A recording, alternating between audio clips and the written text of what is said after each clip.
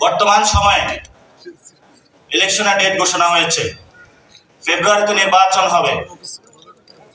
ফেব্রুয়ারিতে নির্বাচন হবে না।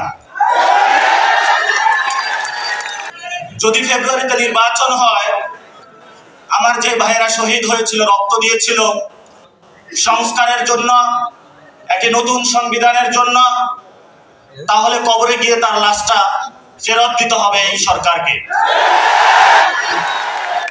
আমার যে ভাইয়ের হাতটা চলে গিয়েছিল, যদি সংস্কার কাজ শেষ না করে নির্বাচন হয়, তাহলে এই সরকারকে আমার ভাইয়ের হাতটা ফিরিয়ে দিতে হবে।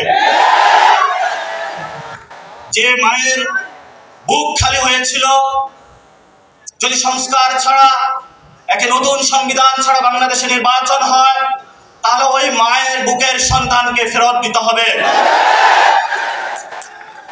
অনেক বাচ্চাকে দেখেছি এখনো বুকের দুধ পান করে, কিন্তু বাবা শহীদ হয়েছে। তাদের সাথে যখন কথা বলেছি, তাদের মুখের ভাষা পাইনি, শুধু চোখের ভাষা পেয়েছি। চোখের ভাষাটা ছিল অশ্রু। যে অশ্রুতে তারা বলেছিল, আমার বাচ্চা রয়ে গিয়েছে, আমার স্বামী চলে গিয়েছে, আমি বাংলাদেশ থেকে কিছু চাই না, কিন্তু আমি একটি সুন্দর ভবিষ্যতে বাংলাদেশ দেখতে চাই, যেখানে আমার এই বুকের যে সন্তান আছে, আর সন্তানকে কেউ খুন করবে না। কিন্তু বাংলাদেশে আমরা দেখতে পাচ্ছি একই সংস্কৃতির ডামাডোলে, একই ফ্যাসিবাদী সংবিধানে, একই সিস্টেমের মধ্য দিয়ে আমরা নির্বাচনে যাচ্ছি। তাহলে এতগুলো মানুষ শহীদ হওয়ার প্রয়োজন কি ছিল? এতগুলো মানুষ আহত হওয়ার প্রয়োজন কি ছিল? আপনারা দেখেছেন, এখানে অনেক মিডিয়া ভাই রয়েছেন। ভারতে হিন্দুত্ববাদী বিজেপি এক এক করে সকল মিডিয়া দখল করেছিল, কিন্তু কিছু তরুণ যুবা অল্টারনেটিভ মিডিয়া সৃষ্টি করে ভারতের বুকে গত ইলেকশনে বিজেপির যে জয়যাত্রা, তাদের যে হম্বিতম্বি, সেটা রুখে দিয়েছিল। আপনাদের কি স্মরণ আছে?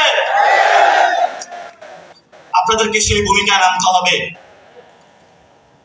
বর্তমানে গণ অভ্যুত্থানে যারা নেতৃবৃন্দ রয়েছেন, 1 লাখ টাকা, 5 লাখ টাকা বিভিন্নভাবে এমন ভাবে ক্যারেক্টারাইজেশন করা হচ্ছে, মনে হচ্ছে বাংলাদেশের সবচেয়ে বড় তারা ক্রিমিনাল। এসব ফাইজলামি বন্ধ করতে হবে। গণ অভ্যুত্থানের পরে সকল মিডিয়া সম্পাদকের সাথে বসেছিলাম, তাদেরকে একটা কথা বলেছিলাম, যা কাম করেছেন ঘরের ভিতর থাকেন, যদি লজ্জা থাকে ঘরের ভিতর থেকে বের হবেন না। কিন্তু যাদের লজ্জা নাই, তারা বারবার বাংলাদেশের মানুষকে ধোঁকা দিয়ে যাচ্ছে।